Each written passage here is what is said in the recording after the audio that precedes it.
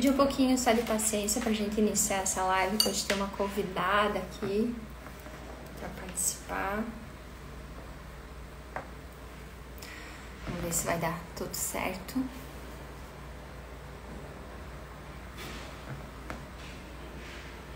E chegou. Neide, aqui ó, no campinho embaixo tem um maisinho.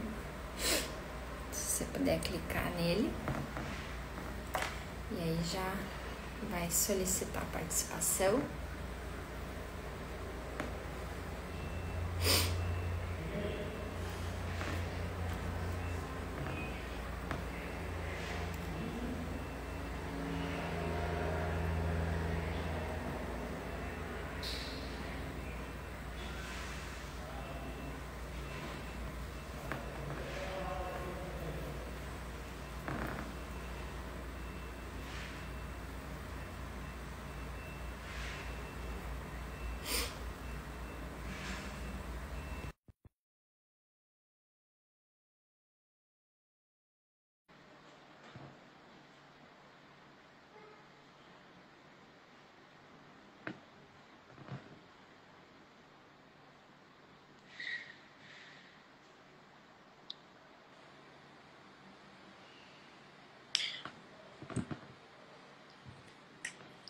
Deixa eu abrir o stand.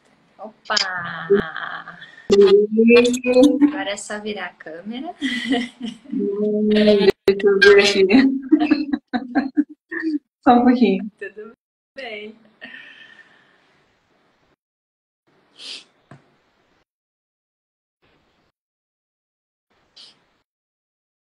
Aqui na parte de baixo tem as opções. Aí você pode virar a câmera se você quiser.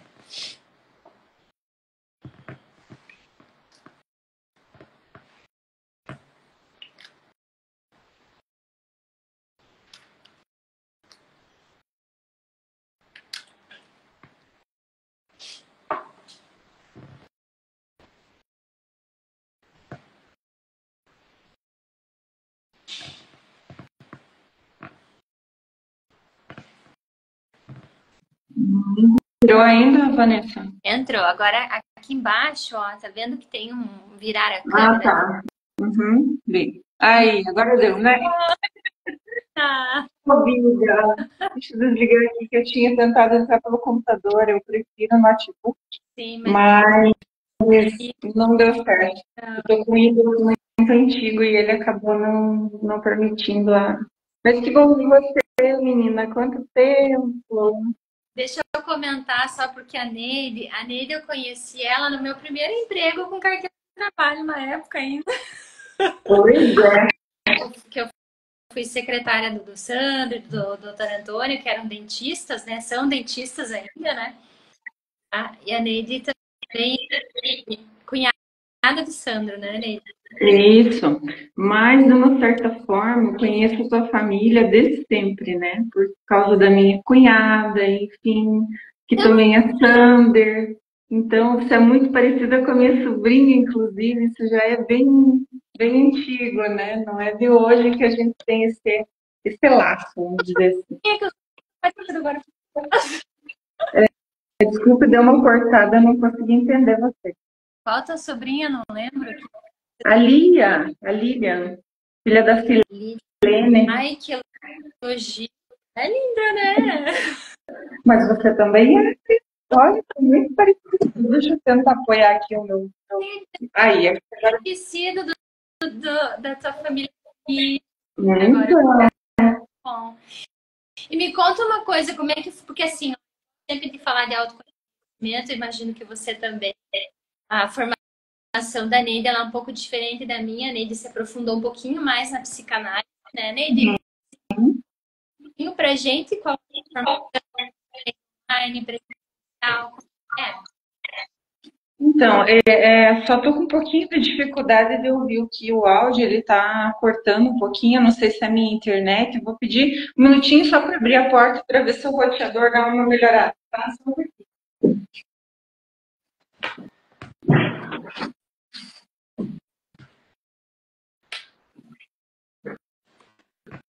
Vamos ver se melhor agora, que tá difícil sem poder ouvir, né? Então, é como eu tinha falado para você. Naquela época que a gente se conheceu, ou que teve um contato maior ali na época do teu trabalho, eu lembro que eu tinha uma demanda muito grande, né? Uma demanda de me conhecer, de saber o que eu buscava. Eu tinha muitos sintomas, eu tinha uma série de questões físicas e emocionais que eu não conseguia encontrar solução. E, assim, questões de medo, fobia de dirigir, né? Eu não conseguia dirigir, uma série de coisas assim. E naquela época eu lembro que foi o começo de eu buscar terapia, né? Então eu comecei a fazer terapia tradicional, né, dentro da psicologia. Depois eu fui buscando até encontrar alguma coisa que me tamponasse. E na época, depois eu fiz faculdade, a minha primeira faculdade é letras, né? Nesse idas e vindas eu tinha feito ciências, não terminei, fiz arquitetura, também não terminei. Era uma busca de me compreender, de saber quem era a Neide, mas na época eu não sabia disso ainda, né? E daí não fiz muito tempo de terapia, acho que era TCC na época, e depois fui fazer com parapsicologia também, para tentar entender mais, ver o que era a minha demanda. Hoje eu entendo isso, mas na época não, né? Então, depois eu fui também para constelação, estudei constelação, fiz constelação, não eu como consteladora, mas eu constelei algumas vezes. Achei muito bacana, eu assisti os vídeos do Bert Hellinger em alemão, inclusive, né? Porque assim, eu entendo por causa da minha origem, né? Meus pais sempre falavam em alemão, então não é que eu fale corretamente, mas eu me viro, né? Então foi bem uma época assim que eu estava me buscando. E aí depois disso eu encontrei psicanálise na internet, alguns textos assim, e comecei a ver que tinha um modo de aprender psicanálise. E aí como eu já tinha feito uma graduação e os cursos dentro das sociedades psicanalíticas, algumas elas exigem que seja psicólogo, né? Especialmente as ligadas à IPA, que é uma das instituições internacionais que regem a psicanálise no mundo, né? Que é a lacaniana, vem a partir de Lacan ou se fortaleceu a partir de Lacan. E tem a IFPS, que também é uma outra instituição, só existem essas duas, né, no mundo hoje, e a IPA ela é um pouquinho mais ortodoxa. E a FPS ela é um pouquinho mais, vamos dizer assim, contemporânea. Ela tem a ortodoxia dela, mas ela também ela agrega mais profissionais, porque ela tem um pensamento mais voltado para o que Freud dizia. Que ele dizia que ele estava fazendo uma ciência ou uma profissão, uma ocupação para pessoas que ainda não existiam, né? Então, é muito interessante isso. E ali eu comecei a me identificar estudando a teoria, e eu amei, porque eu via que aquilo, sabe, ia respondendo muitas coisas ainda na teoria. E aí, quando eu fui para a prática, porque a formação era obrigatória você ter uma prática, né, também era o tripé analítico, de supervisão e análise pessoal, além da teoria, mas era muito raso aquilo ainda, né? E então, hoje a gente sabe, eu estudo isso desde 2018, que nunca tem fim, é uma constante, né? Sempre está sendo descobertas. E a partir daquele primeiro contato, aí eu fui fazer análise pessoal, inclusive sair daquela sociedade que eu estava estudando teoria, porque eu achei assim que na época o profissional que me apresentaram não era aquele que eu buscava. Eu achava assim que tinha muita insegurança ainda, enfim, era uma época eu fui buscar por conta um analista fora do curso que eles me permitiram fazer isso. Então, não é esse diploma que me diz que eu sou analista, mas sim a minha caminhada e a minha autorização, né? Então, é mais ou menos por aí. Que legal, né? E você sabe que eu ouvindo você falar, já anotei duas coisas aqui. Uma eu queria deixar uma pergunta, perguntar diretamente para você e um pouco uma reflexão também. Mas eu preciso concordar com o Freud que o público dele ainda não existia e talvez a gente esteja hoje vivendo o momento que Freud já comentava mais, né? Eu sempre digo assim, e me desculpe quem não gosta disso, mas eu não consigo conceber um terapeuta que não considere, pelo menos minimamente, o estudo que Freud apontou a respeito do desejo, da libido e tudo mais. Então, hoje a gente vê que todo mundo vive uma vida de demandas, né? E, e essas demandas vão gerando outros sintomas e não se para olhar, não se tem tempo para olhar para si, para os próprios desejos, né? Então, todo mundo fica muito confortável, às vezes, em falar das dores, mas o que move a gente para a vida são os nossos desejos também, é olhar para aquilo que é a nossa qualidade, para aquilo que diz respeito a nós mesmos. Não tem uma receita de bolo. Então, a gente viu um boom na internet também, receitas de bolo para relacionamento. É. Metodologia, hoje em dia tem metodologia para tudo, né? E no meu ver, né, que era eu tô falando, mas na minha fez parte desse momento de autoconhecimento, de entender mais entre outras possibilidades a respeito de mim mesma, mas numa estrutura engessada. Talvez é um caminhar aí para se permitir entender que a receita, a gente vai precisar desse exercício todos os dias, de se perguntar, de se questionar, de dar espaço para analisar as coisas com amorosidade, principalmente coisas em que, né, eu pedi às vezes a psicanálise é muito isso, né? Não adianta pedir opinião sobre o que eu passo na minha vida. Eu preciso olhar para mim para então entender como eu vou dar um direcionamento numa que faça sentido. Então, eu confesso que tá o áudio bem ruim aqui, deu umas cortadinhas, mas eu vou ver se eu consigo ter entendido, mesmo porque olha como é que é a demanda do inconsciente, né? Um analista, ele interpreta aquilo que não é dito. Então, talvez não seja por acaso os cortes do som, né? É justamente isso. Essa demanda, ela é uma constante. Porque se a gente olhar para o ser humano, para cada.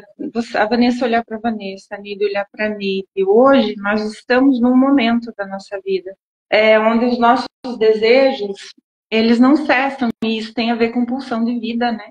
Pulsão de vida que faz com que gere novos desejos, que a gente não nos deixe vencer pela rotina, pela mesmice, por essas receitas de bolo, porque é justamente isso que diz, opa, algo aí grita que não é isso a minha resposta. Então eu vou atrás de algo a mais, aquilo que é só meu e é muito subjetivo. Por isso que não existe receita de bolo, né? Que nem as pessoas chegam para as terapeutas, acho que em geral, dizem, me diga o que fazer, né? É muito comum e lógico que dentro de todas as técnicas, né, de todas as ferramentas existem sim, até dentro da psicologia, certas ferramentas que dizem sim o que ser feito. Isso é muito útil. Até nós, como psicanalistas, nós precisamos usar assim, conhecer a psicologia para saber que também é um momento que precisa ser usada uma ferramenta. Não como um psicólogo, mas a partir do momento, como no tempo do Freud, a psicanálise ela revelava o desejo, né? Ela revelava aquilo que não era assumido, que estava no inconsciente. Mas quando nós tornamos isso consciente, ele acaba mudando de direção, né? Eu já realizei aquilo, eu já não tenho mais essa, não é mais o que me move. E isso justifica muitas vezes porque o consumismo, às vezes a gente querer tanto uma coisa depois que tem, perdeu a graça. Por quê? Porque já mudou, porque não é mais aquilo que me move. Imagina se a gente se realizasse no primeiro desejo, né? O que seria do resto da vida? Ou de toda a vida? Então, a gente está numa constante mutação. E como não somos iguais, e não existe essa questão de ser uma resposta única para tudo, a gente precisa dessa inconstância para seguirmos adiante. E é isso, talvez, que muitas questões até de alguns transtornos, né, para falar na linguagem mais contemporânea hoje da medicina e da própria psicologia, porque o psicanalista ele tem que conhecer isso, mas ele não usa esses termos, porque não vê como um transtorno, não vê como uma doença, como uma problemática, mas como um sintoma, né, que diz de algo. Então, isso é diferente. Então, os sintomas também mudam. Porque, como eu estava falando da ferramenta, às vezes quando você revela o sintoma, você revela o sintoma que diz num desejo. Assim, para me fazer mais clara, aquele desejo se tornou consciente, mas o que fazer com ele? Agora eu sei, né? Eu observo também que as pessoas que elas têm êxito na terapia, elas tendem um pouco mais a suportar o desconforto da angústia. Né? E uma pessoa, ao meu ver, que não consegue suportar a frustração, que não consegue suportar a angústia, o desconforto, dificilmente vai se manter num processo terapêutico a ponto, às vezes, de alcançar algo que ela até deseja por não conseguir lidar com esse desconforto. Isso é um problema muito sério, né, Vanessa? Porque nós vivemos num tempo onde a frustração está em desuso. Né? Os filhos que vieram de uma geração foi muito frustrada, que recebeu muito não, né? Uma geração talvez um pouco neurotizada, né? De neurose, que às vezes as pessoas entendem mais desse lado, uma fala, um conhecimento mais assim, vulgar, vamos dizer assim, mas a neurose é uma estrutura psíquica dentro da, da psicanálise. Então, na vida. E aí que entra a questão, né? Esses pais que tiveram muitos nãos, a gente costuma, como dizia Lacan, o amor é dar aquilo que não se tem para o outro que não quer, né? Ou seja, nós estamos querendo evitar a frustração dos nossos filhos, porque nós tivemos muita frustração, ou seja, nós estamos dando para os nossos filhos aquilo que nós não temos, mas eles não querem. Ou seja, será que eles querem evitar a frustração? O que isso vai gerar a longo prazo? Né? Então, a gente vê, hoje se questiona que, lógico, que, por exemplo, as neurociências estão dando um boom de conhecimento do modo do funcionamento cerebral e do quanto isso se encaixa, por exemplo, no que Freud já dizia sobre o que gera, por exemplo, o Winnicott, Melanie Klein, que são textos extremamente atuais hoje ainda, falando sobre o que dar, o que fazer com o bebê para construir esse chão do ser humano. Deixar estruturalmente uma casa bem construída para que ele tenha condições de lidar com isso que você falou agora, né? Essa frustração, essa angústia. A angústia todo mundo tem, mas o que acontece? As pessoas enfiam debaixo do tapete e dizem, não, essa angústia não é minha, essa angústia é de fulano de tal, que fez isso e isso comigo, que está reagindo comigo assim e eu sou a vítima da história. Mas e aqui dentro, essa angústia está em mim, portanto, como que ela vai ser do outro? E aí a gente quer resolver no outro. E aí vem esse não querer suportar a frustração. E será que eu vejo até assim, porque você também, eu não fui para me conhecer, pelo menos eu devia ser tão ignorante a respeito mesmo, né? E conhecer um pouco mais. Mas chega a ser um pouco ambíguo, talvez, o que existe uma estrutura, eu não quero, porque olhar para ela faz que muito, muito angustiado, mesmo que a estrutura esteja causando a minha vida, né? E aí a gente vê casos extremos de pânico, de ansiedade, tudo, principalmente às vezes até do que o outro pensa, do que o outro faz, do que o outro sente, né? E a gente, achei muito interessante a tua fala, porque a gente, na verdade, a relação faz a gente se enxergar o outro. Então, e esse é um desafio, né? Me enxergar, eu costumo dizer, a vida é uma grande fila indiana, que todo mundo só está olhando as costas do outro, mas o umbigo está no mesmo lugar. Se olha para frente, você pode ver as costas do outro, mas você pode ver o seu bico, né? Então, esse é a grande frustração, eu acho, porque tem a ver com olhar para você e dizer, ei, isso aí é meu. O outro fez isso comigo, sim, mas o que que eu faço? Tá em mim agora. Já brincou de batata quente? Exato. E a gente vê, né, essa coisa também relacionada às receitas dos alimentos, e de repente você está se relacionando com artista, e de repente, então todas as pessoas viraram narcisistas. A gente sabe que todo mundo é narcisista, né? Tem um jeito de entender o narcisismo como uma coisa do cotidiano, doentios e tóxicos, vamos dizer. Mas mesmo numa situação, então, se está existindo uma restrição na minha vida, porque às vezes eu fui usar, né?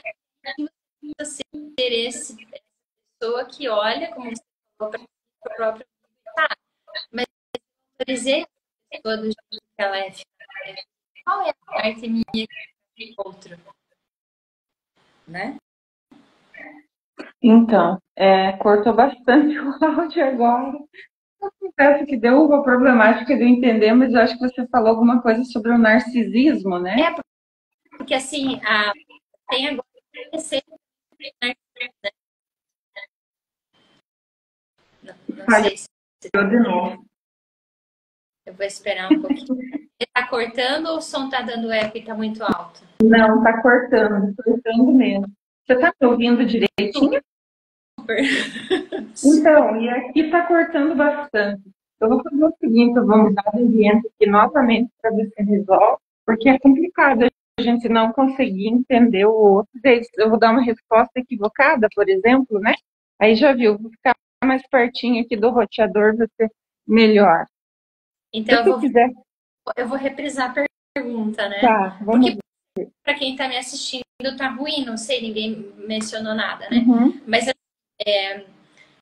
hoje em dia, por exemplo, eu já atendi muitos casos de pessoas que vêm com a queixa, mas eu namorei um narcisista, porque tem muita essa fala na internet, né?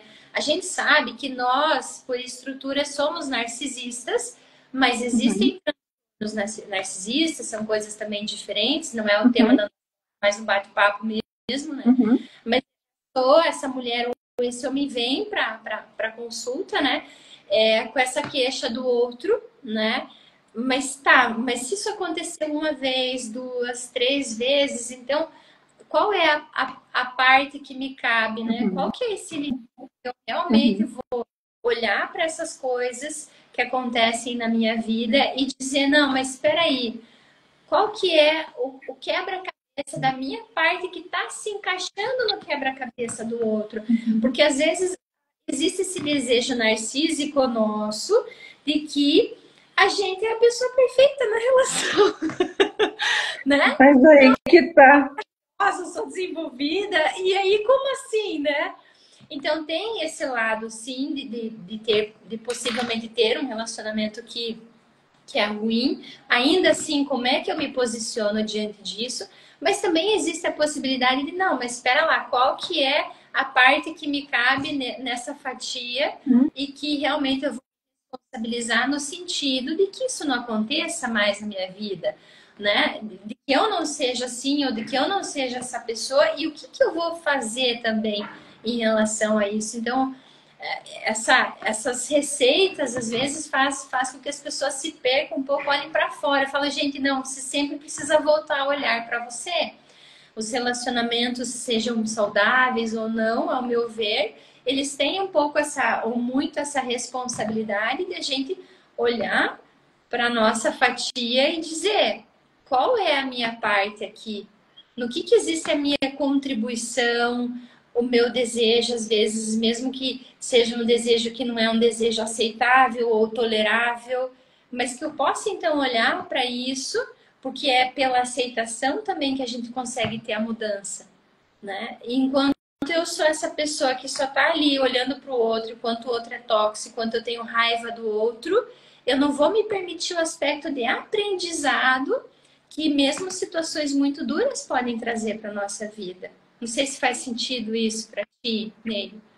Faz sim, e para colocar ainda mais lenha na fogueira, eu acho que tem muito a ver com, sabe quando o balde enche e qualquer gotinha passa por cima? É justamente quando repete muito, quando a pessoa, não que ela tenha condições de perceber essa repetição, mas ela tem condições de sentir angústia muito forte, porque aquilo parece, como às vezes a gente escuta de algumas questões de relacionamento, por exemplo, eu tenho dedo podre, eu sou azarada, só vem coisa ruim para mim. Mas como assim? O que que eu faço com isso? Da onde que isso vem? É só porque eu tenho azar e não tenho bom gosto? Aí que começa a implicação do balde cheio, quando você chega num ponto que você diz basta. E aí você busca ajuda. Porque assim, até você chegar nesse limite, não sai dessa caixinha de repetição. E aí que entra, às vezes, esse tempo de cada um. Porque às vezes, quando a gente sabe que quando eu já penso em procurar a terapia, eu já começo a entrar naquela transferência. Quando eu começo a pensar no tipo, por exemplo, a demanda, que é uma coisa que eu gosto de falar muito, as pessoas elas não sabem o que é demanda terapêutica. Elas conhecem todas as terapias e elas vão experimentando, mas elas não entendem que é um processo de busca de perceber o que é que tampona essa falta de si, o que responde ao seu questionamento. E por isso que todas elas são importantíssimas, porque elas vão fazer parte do processo de cada um.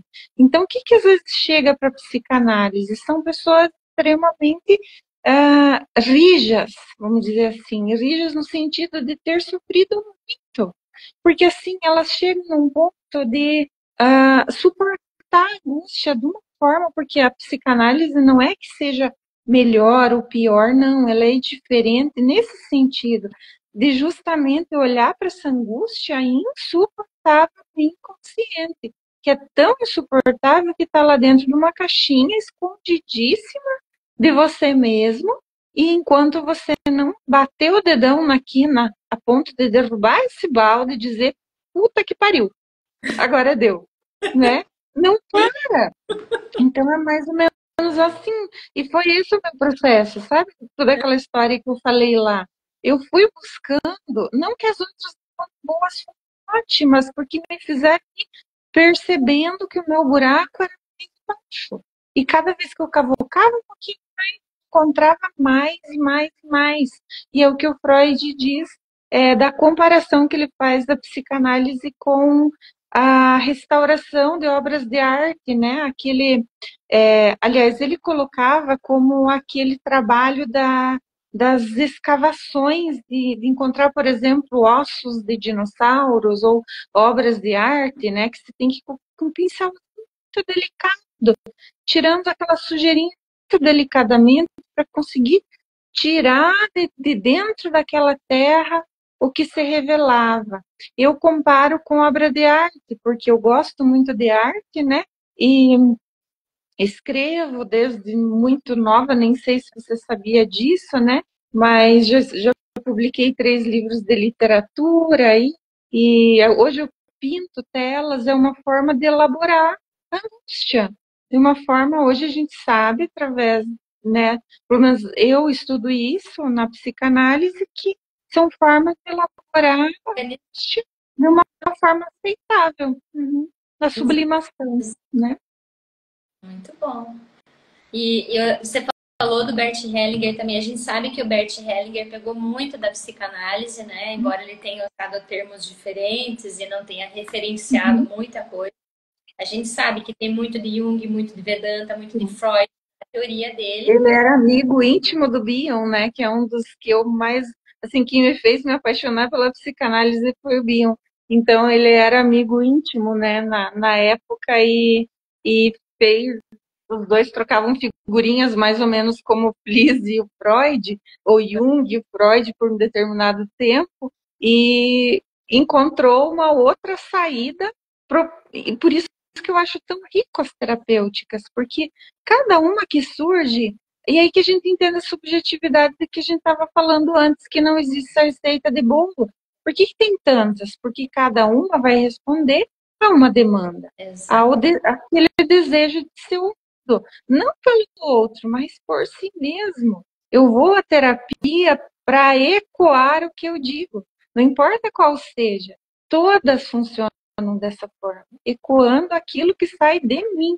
Não importa se é pela fala, se é por uma... como que você pode chamar a ilustração da constelação, por exemplo, né, os bonequinhos, aquela quase uma encenação, mas a pessoa está ali para olhar aquela encenação e entender que ela está ali, que aquela encenação diz dela, então está ecoando dela. Mesmo as coisas com os florais que você, né, os óleos essenciais que você trabalha, são coisas que estão ali, mas para cada um vai ter uma função diferente, porque cada organismo é único, né? E reage de uma forma. Isso para mim me fascina cada vez mais, sabe? Essa riqueza. Muito lindo isso que você falou, né? Verdade, com certeza. E acho que aí entra uma coisa bonita também da aceitação da individualidade, né? Que nem eu falei no começo da live, a gente hoje vê muitas receitas, muitas bandeiras querendo colocar as pessoas num lugar. Por um lado, é bacana, mas a gente não pode esquecer que o espaço terapêutico ele é justamente para dar vazão para essa individualidade, né? E isso é bonito também, né? E ali que o sujeito se identifica não com o outro, mas consigo mesmo. Aí que ele para de ver a repetição como sendo algo externo, mas interno, que diz dele, e sou eu que estou repetindo isso. Por quê? Porque não sabemos, vamos ouvir esse sujeito para conseguir. Eu costumo dar essa associação para as pessoas que eu atendo, como um quebra-cabeça. O paciente ele traz sempre peças de quebra-cabeça. E o analista tem a função de interpretar, não sempre, né? Não é essa função, mas ele vai juntar esses pontos para dizer, olha, é isso que você quer dizer? Isso que faz sentido para você? E aí a pessoa, quantas vezes eu já escutei isso? Nossa, eu nunca tinha pensado dessa forma, mas é isso. Porque a pessoa olha no pulo, né? É como, eu não sei se você é muito nova para isso, mas no tempo que eu era menina, minha família é de agricultores na minha infância, né? Meus irmãos, meu pai, lavrador, nem tinha trator, nada disso. Então eles tinham o cavalo e os implementos agrícolas. E o cavalo ele tinha uma viseira, assim, né? Até hoje, quando você vai colocar um cavalo numa carroça para puxar algo, eles têm aquela viseira, né? E a gente tem essa visão a gente olha pelo aquele túnel e é isso. Aí, quando a gente vai para análise ou para terapia, seja ela qual for, a gente começa a arredar um pouquinho, ver, opa, tem um pouquinho mais aqui. De repente você diz, mas para que eu estou usando isso, meu Deus do céu? Quem colocou isso em mim? Fui eu! O cara me deu, mas eu peguei. Eu não precisava pegar isso, mas eu peguei. Que coisa! E agora? Eu quero usar isso? Eu precisei, mas dá mais de quanto tempo da minha vida eu fiquei usando isso. E daí que a gente vê que consegue virar a cabeça e ver 360 graus. E um ângulo gigantesco. E isso também é fascinante, porque a pessoa descobre o mundo, descobre simples, né? Mas a gente complica tanto para chegar aí. Eu sempre falo para os meus clientes que a sessão terapêutica é como se fosse o laboratório da vida deles, que a gente precisa se permitir brincar mais, sabe? às vezes a gente leva muito a sério, inclusive a nós mesmos, né? As coisas que a gente acredita, que a gente entende que são certas, e às vezes basta que mude uma percepção e você diz, ah, meu Deus do céu, né? Então tudo mudou e tudo ganha uma conotação, um sentido totalmente diferente, né? E a vida também vai consequentemente se tornando mais leve, menos repetitiva e eu diria até com mais ímpeto de viver também, né? Mais força. A grande questão não é a resposta, mas a pergunta. Quanto mais a gente se pergunta, mais perto a gente está da nossa verdade. Agora, quanto mais certos nós achamos que somos, mais certeza temos daquilo que achamos que sabemos, né? Porque aí tem esse título que os analistas e os terapeutas também, né? Enfim, todos os que lidam, mas eu aprendo isso na teoria psicanalítica, então eu não sei se isso é aplicável a todas, né? Mas diz assim, o sujeito suposto saber, né? O analisante, o paciente, o cliente, ele chega achando que aquela pessoa que vai atender ele sabe tudo. Mas assim, saber tudo o quê? O que é esse saber tudo, né? É teoria? É o que fazer com o que ele diz? Ou é esse título de adivinhação, né? Que às vezes está muito em voga também. Eu quero para ontem o resultado. Eu não quero ficar aqui indo toda semana na terapia por meses e às vezes até anos, né? Como no caso da psicanálise, tem pacientes de anos. E isso é fantástico, porque as pessoas elas começam e elas são essas rijas mesmo, essas que suportam a dor, que levam o tapa de si mesmo, diz, puxa, isso é meu, eu não quero mais, então vou tirar. E aí eu descubro que tem mais coisas, e não quer parar de tirar, porque é da gente, são cascas que a gente usa em cima da gente, mas que o único que é capaz de tirar sou eu mesmo. O outro ele pode tirar no máximo dele. Mas como é que ele vai tirar de mim se ele nem sabe o que sou eu? Se nem a pessoa sabe o que ela é até se perguntar? Exato. E aí eu vou lembrar de uma coisa que você mencionou, né, do pesquisador que usa um pincelzinho lá para pesquisar. Bert Hellinger, supostamente fez a última sessão de constelação dele com 92 para 93 anos, né?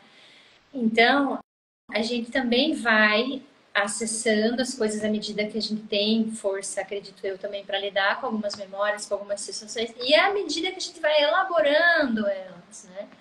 Agora, quando a gente fica num estado de mentalidade fixa, onde eu só quero reafirmar o lugar onde eu sempre estive, como você falou, e não dou espaço para essa pergunta que talvez não tenha uma resposta, mas que me angustia, e aí vamos ver o que é isso, né? Eu acho uma vida triste, medíocre, a meu ver, né? Pois é, e falando de narcisista, não sei se você quer concluir o teu pensamento antes de eu entrar nisso. Eu sou meio entrona aí, peço desculpas por isso que já me vem a ideia e o Só, Oi? a gente precisa só dar espaço. Imagina, o Bert Hellinger, a gente lê livros dele, ele é genial, não tem como você tirar a genialidade do Bert Hellinger. Não. Uhum. Pode ter E uma coisa que eu aprendi muito com ele, de ver a atuação dele, porque ele tinha vídeos na internet da constelação que ele fazia, eu achava tão amoroso, carinhoso, gentil, sabe, com aquele toque de dizer, eu sei que dói em você. E aí que quando a gente vai olhando para trás, para o nosso caminhar, é que a gente entende que tem um pedacinho de todas essas pessoas com quem a gente já teve esse toque, né? E assim, lembrando de você, daquele jeitinho, você era estudante de psicologia naquela época, e o quanto a gente já trocava, o quanto a gente já tinha essa vontade de descobrir sobre o que sentimos, né? Eu era só uma mãe afoita e assim, preocupada em resolver as minhas angústias, e a gente trocava aquelas experiências, e eu disse isso lá no meu inconsciente, não deve ter ficado como um adubo, vamos dizer assim, né? Um adubinho de dizer, olha que legal isso. é tão bonito ver pessoas que tratam a mente humana, as emoções humanas, Vanessa, com amor, com carinho. Como dizia o Jung, quando você tocar uma alma humana, seja apenas uma outra alma humana. Isso é lindo, porque é dizer, é o amor é a base de tudo.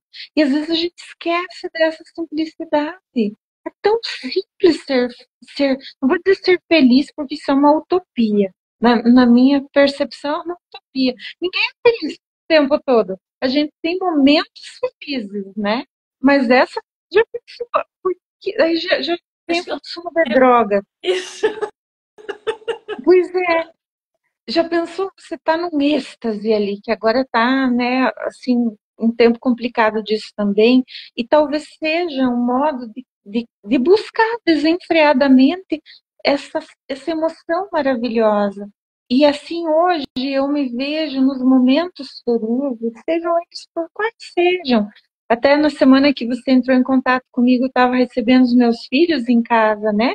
E hoje eles não moram mais comigo, eles são adultos. A minha filha está aí em São José, Florianópolis, atuando como médica. O meu Daniel, 19 anos, aí no Joinville, pertinho de você, estudando na UDESC. Então, quando eles vêm para casa, para mim é um momento que eu me preocupo de fazer tudo, de comida, de eu sou aquela mãe que vai lá fazer, deixar o quarto em ordem, eu gosto de fazer mesmo, não tenho nenhum problema com isso.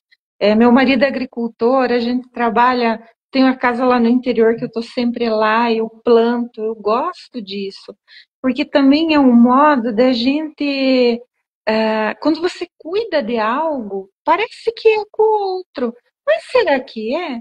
Ou é a gente mesmo lembrando do carinho que a gente dá para o outro, porque o amor é isso, dar aquilo que não se tem para alguém que não quer. Você está lidando com uma plantinha ali, né? Eu tenho muitas plantas, vocês já viram aqui, né? Agora que eu vou, então, você está dando isso que você também acha que isso é importante para você. Então, será que é com o outro? Né? Como a gente volta para o umbigo de novo? Muito bom, Neide. Eu vou precisar encaminhar nossa live para o encerramento com um certo saudosismo já, porque eu fiquei muito feliz, né? Eu tava brincando, eu falei para ela na semana passada, eu olhando os stories, de repente falei, nossa, eu conheço esse ser humaninho aqui de perfil, eu vou deixar passar. Eu falei, não, não vou. Voltei lá, olhei, né? Aí eu ampliei, olhei, falei, Neide. Aí eu cliquei e eu fiquei super feliz, Neide, porque assim, fiquei mais feliz ainda, né? Porque se imaginar, já se passaram 20 anos, mais ou menos, eu acho, de quando a gente convivia mais diariamente, assim, para agora, né? Muita coisa mudou, mas o que continuou logo que eu entrei em contato com você, e isso é muito legal também, um respeito profundo pela pessoa que você é, uma amorosidade que não tem explicações, né? Eu também tenho excelentes memórias, a gente conversando juntas e rindo e se reconfortando, né? E isso é o que fica também na vida, os pedacinhos dos outros da gente, e às vezes, como você falou, que a gente encontra nos outros, que é nosso também, né? E acho que foi bem válida essa conversa, que amei ouvir você, aprendi com você aqui hoje, muito obrigada por isso. E quem quiser seguir a Neide também pode seguir, acho que a Neide também faz atendimento online, né, Neide? Também faço. Uhum. De Faz, psicanálise um pouquinho diferente, mas faço. isso aí. Tem aí no. Não sei se deixa aí Deixa. Depois na legenda eu vou entrar lá, porque eu vou trabalhar mais um pouquinho até as 6, depois eu volto aqui para alterar a capa, para Uhum. colocar o teu perfil também. E quem já também quiser seguir ela, também é só clicar aqui na imagem dela e seguir. E vale a pena, tenho certeza que a Neide tem muitas contribuições aí. E não perca um tempo, se sentiu aí que tem coisas para serem elaboradas, angústias para serem olhadas, né, Neide? Dá um movimento aí, dá um passo, fala, gente, o que você tem a perder? Se não funcionasse, experimenta de outra forma, né? Como a própria Neide ensinou aqui hoje na live, existem demandas porque existem desejos diferentes e cada um precisa encontrar, né? Esse que é o maior objetivo, a gente se conhecer. E essa jornada, eu acho que é uma jornada que eu não consigo imaginar eu parando, Neide. A gente terapeutiza os outros Não. e se terapeutiza também. assim a gente. Mas enfim, você é um ser humano lindo, eu tenho profunda admiração por você. E eu fiquei muito, muito, muito feliz com essa troca aqui com você e pude aprender muito aqui com você hoje. Obrigada por disponibilizar o teu tempo aqui pra gente também. Ah, eu que agradeço, Vanessa. Foi uma alegria muito grande ver você. Eu confesso que virar mexer, eu estava seguindo você e vendo as suas coisas, eu sempre estava vendo, porque, como você diz, a gente sempre fica com as pessoas que foram interessantes, que marcaram a nossa vida. Eu não estou dizendo isso aqui para puxar o teu saco, porque isso é uma coisa para político, enfim, não vamos entrar em detalhes, né? A terapêutica é totalmente diferente, mas é uma questão assim muito bonita que ficou, e que bom que você se ouviu, que você foi lá e cutucou mesmo, disse, ei, eu conheço, vem cá, e espero que não seja a única vez, a única troca, que a gente possa sempre interagir, ter essa abertura, essa amorosidade, porque eu acho que tem muita técnica e muito pouco ser humano, e muito, muito do que as pessoas fazem hoje. Então, eu preciso olhar para essa simplicidade de sentir, do respeitar o que se sente. Isso é fundamental, né? E sempre que precisar, tô aqui. Que quiser trocar uma conversa, enfim, matar a saudade, eu vou ficar muito feliz em conversar. Eu fiquei muito feliz também. Nele, ó, um super abraço para ti e até breve, linda. Ó. Um beijão. Obrigada para todo mundo. Tchau, tchau. Tchau, tchau.